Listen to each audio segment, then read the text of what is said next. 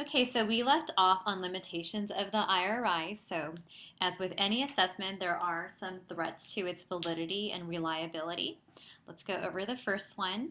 So, the representativeness of reading selections. The performance on the IRI may not match performance on class materials like Basil's.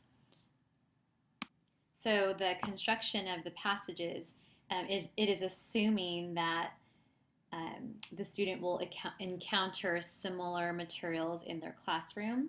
So this may have been the case when these IRIs were first constructed, but thinking about today's core materials or core programs in the classroom, the passages and the readings that they are exposed to are highly variable. Also, too, teachers may not even use a basal reading program, so that presents another issue as well. Okay, and it's also difficult to know if passages within one grade level are comparable. So the variance in vocabulary, text structure, topics. So these are all different variables that may affect a student's ability to read and comprehend a passage. And then the accuracy of questions.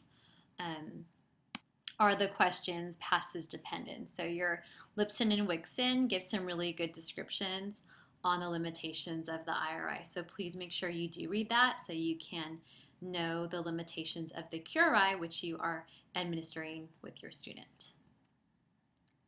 Okay, so there are some variations. You can do a silent reading comprehension, the assessments of comprehension through look back. So you can do look backs, but but if you do that, make sure you do note in your notes that the student was allowed to look back at the text.